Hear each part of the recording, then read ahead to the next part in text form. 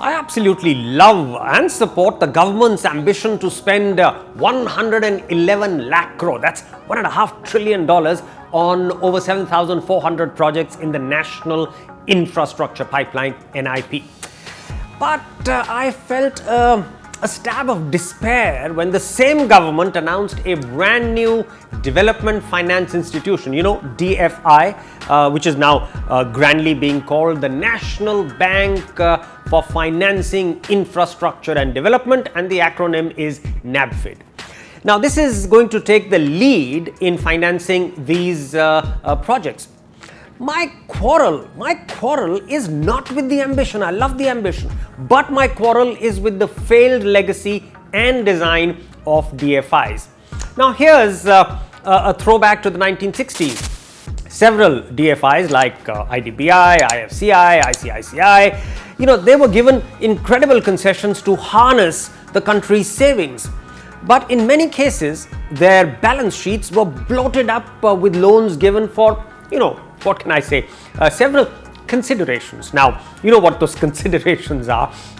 The proverbial phone call from Delhi, financing cronies, evergreening duds, gold plating costs, all of that ended in a messy crash in the 1990s, with most DFIs wound up or painfully transformed into commercial banks. Today, the SOPs being trotted out for NaBFID are even more terrific or terrifying, and that depends, terrific or terrifying depends on where you stand on the issue. 20,000 crores in equity plus 5,000 crores in grants to provide a risk cushion, as NaBFID is required to run up an asset block of 3.25 lakh crores within 3 years. The central government to guarantee its foreign liabilities for a minuscule 0.1% commission, and this is topped up with reimbursement of all hedging costs. You know what? That's a 5 to 6% interest subsidy. RBI to open its special lending window, and this time it will give cash against short-term collateral. Therefore, it's working capital on tap. The cherry on the cake, an income tax exemption for 10 years to providers of long-term capital. Finally, no investigative agency will hound NaBFID's senior management unless there is a central government approval. Now, let me tell you why I am terrified at these pitfalls, at about 3 pitfalls which are surrounding NaBFID. 1. Invocations to the moral grandeur of nation building.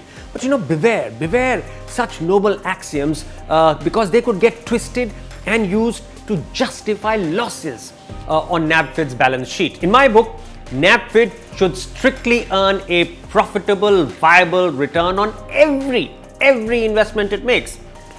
If some social good or social benefit has to be triggered, let the government provide an explicit, transparent subsidy rather than offshore the loss to NaBFID, as it has brazenly in the past done with Food Corporation of India, remember?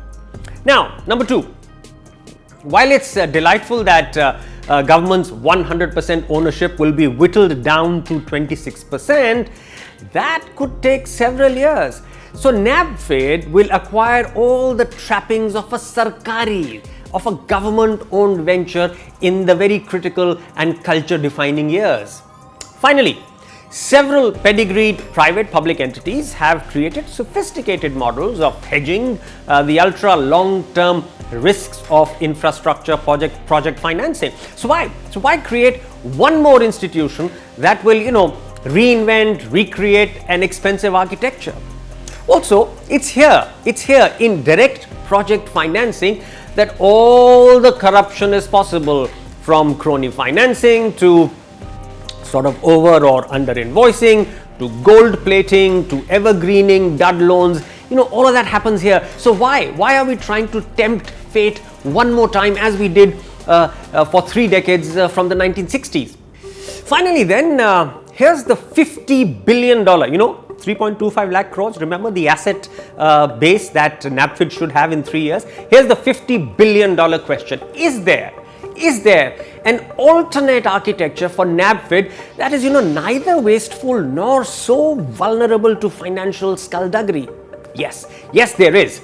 Instead of another huge direct lender to projects, we should create a modern, asset-light, super specialist market maker for a very deep, liquid, ultra long-term bond market. Now see what will happen. With an initial capital base of almost $50 billion or 3.25 lakh crores, this entity could use nanosecond algorithmic trading models to very swiftly arbitrage between price quotes of listed bonds, and therefore a newfangled DFI should be able to catalyze hundreds of lakhs of crores of two-way liquidity in that bond market. It would not be required to get its hands dirty in lending, in collateralizing, monitoring and recoveries. That would be all left to experts in private entities. Its risk assessment mandate would be limited to individual instruments that are listed and traded on the exchange. It won't need to negotiate thousands of multi-billion-dollar greenfield projects in a mind-boggling variety of industries. That job would also be left to very vertically qualified investment shops. It won't need sprawling skyscrapers in several metros. It won't need acres of computer farms. It won't need an army of people. Just a guerrilla garrison of very, very savvy bond traders. So, how I wish our policymakers think of these new out-of-the-box ideas, instead of picking up those discredited structures from the past. और अगर यही विचार जो मैंने अभी आपके सामने रखे अंग्रेजी में आप हिंदी में सुनना चाहते हैं तो आप हमारी हिंदी क्विंट की यूट्यूब चैनल पे जाइए और यही वीडियो आपको हिंदी में भी मिलेगा. End of course you must not forget to like, share and subscribe to our YouTube channel right now.